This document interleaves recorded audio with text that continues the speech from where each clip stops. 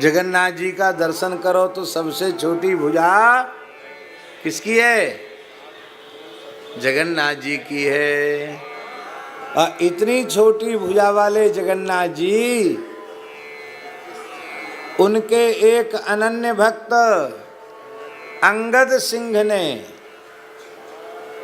रायसेन गढ़वारे अंगद सिंह भक्त ने 5 दोय शतकोष ते हरिहीराल उर्धर्यो अभिलाष भक्त अंगद को पुरुषोत्तम पूरन कियो। जगन्नाथ जी के भक्त थे अंगद सिंह। कहाँ के थे? राजस्थान, खंडार तहसील, रायसेन। हाँ, हम वहाँ होके आए खंडार, इस सवाई माधोपुर के पास में। अभी भी उसके चिन्ह हैं। तो अंगद सिंह जगन्नाथ जी के अनन्य भक्त थे। कथा बड़ी है, पूरी कथा नहीं सुनानी। और रायसेनगढ़ का जो राजा था वो अंगद सिंह का खास भतीजा था, बड़े भाई का लड़का था। तो ज्येष्ठ बड़े भाई का ज्येष्ठ राजकुमार होने के कारण वो राजगद्दी पर बैठा। और ये छोटे भाई थे, चाचा लगते थे उसके। ये सेनापति पद पर अभिषिक्त हुए। बड़े प्रतापी थे अंगद सिंह जी। एक मुगल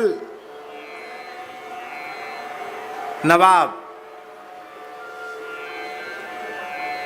उससे युद्ध चलता था वहां। उस समय मुगल और राजाओं का संग्राम चलता था। तो अंगद सिंह इतने बलवान थे कि उस मुगल नवाब के राज्य को जीत ही नहीं लिया, उसको लूट लिया, उसको मार डाला। और विजय चिन्ह के रूप में उस बादशाह की टोपी को उतार लिया, पाग को। उस टोपी में भैया जी सैकड़ों हीरे जड़े हुए थे, बेश कीमती हीरे। उनमें एक हीरा सबसे विशाल था, इतना बड़ा हीरा था। उसकी तो कोई कीमत ही नहीं थी, इतना विशाल हीरा था। तो लूट का धन राजा को मिलना चाहिए। सारा जो कुछ लूटा था वो तो अंगद सिंह जी ने अपने भतीजे राजा को दे दिया। पर वो हीरा, ये तो जगन्नाथ जी के श्रीअंग में शोभा पाने के योग्य है। जगन्नाथ जी के भक्त थे, इसलिए उसको उन्होंने अपनी पाग की पेच में छिपाकर रख लिया। और चुगलखोरों ने राजा के कान भर दिए।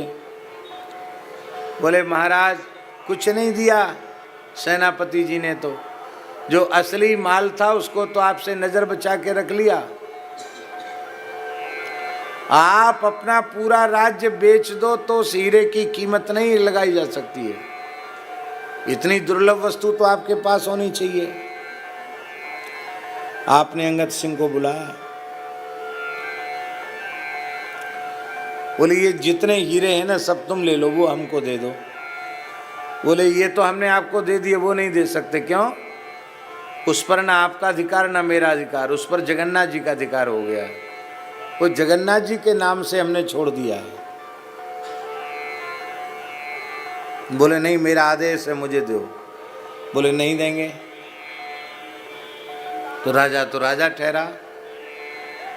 राजा ने आज्ञा दी, पकड़ लो इनको, छीन लो इनसे। आप भागे, क्योंकि अकेले कोई व्यक्ति सेना से कैसे लड़ सकता है। आप घोड़े पर बैठकर भागे।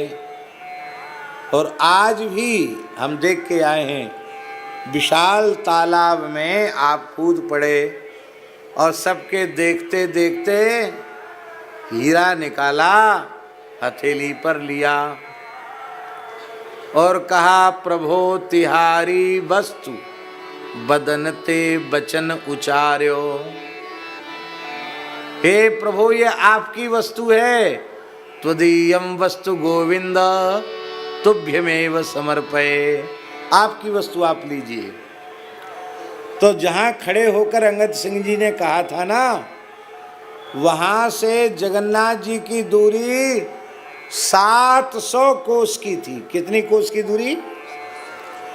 700 कोस माने 2100 किलोमीटर दूर, 2100 किलोमीटर दूर। इतनी दूर से जगन्नाथ जी, जिनके छोटे हाथ हैं, वो जगन्नाथ जी के दोनों हाथ एक क्षण में बढ़े और अंगद सिंह जी के सामने आ गए। लाओ राजन हमारी वस्तु हमको। आहा, कहाँ जगन्नाथ को भात जगत पसारे हाथ, और आज जगन्नाथ जी ने अपने भक्त के सामने हाथ फैला दिया। अंगद सिंह जी ने भगवान की हथेली पर हीरा रखा, पर वहां जो सिपाही सैनिक थे उन्होंने देखा कि ये तो पानी में डाल दिया, और आप तो सरोवर पार करके चले गए, अब तालाब को घेर लिया, पूरा पानी खलवाया गया। खलवाया नहीं, खाली नहीं किया, उसको कपड़े से छाना गया, कहीं हीरा वीरा इधर उधर न चला जाए। कितनी मेहनत भई होगी आप बताओ। पानी को छनवाया गया, हीरा नहीं मिला। तब उस सरोवर का कीचड़ निकाला गया, कीचड़ को धो धो करके छनवाया गया, सारा कीचड़ साफ हो गया, हीरा मिला नहीं। सरोवर का तो पंखोद्धार हो गया, न जाने कितने समय से खुदाई सफाई नहीं भई होगी, पूरी सफाई हो गई, हीरा नहीं मिला। अरे मिले कहाँ से? जब हीरा तो श्री जगन्नाथ जी ने अंगीकार कर लिया, और अब जब हीरा इन्होंने डाल दिया तो इनकी तो छुट्टी हुई। आप जगन्नाथ जी की ओर चल पड़े। जब जगन्नाथ जी के जगन्नाथपुरी पहुँचे, भगवान जगन्नाथ हुंकार करने लगे मंदिर में प्रेमावेश में। पुजारियों ने कहा, महाराज हुंकार क्यों कर रहे हैं? बोले, मेरा प्राण प्यारा भक्त अंगद सिंह आ रहा है, मेरी पालकी लेके जाओ और पालकी पर बिठा करके उसको लाओ। जगन्नाथ जी ने अपनी पालकी भेजी। अंगद सिंह जी ने पालकी को साष्टांग प्रणाम किया, और जब जगन्नाथ जी के मंदिर में पहुंचे, कलिकाल की घटना है, कोई सतयुग त्रेता द्वापर की घटना नहीं है। हजारों लोगों के देखते देखते जगन्नाथ जी ने अपनी भुजाओं में भरकर रत्न सिंहासन पर राजा क्षत्रिय भक्त श्री अंगद सिंह जी को अपनी छाती से लगा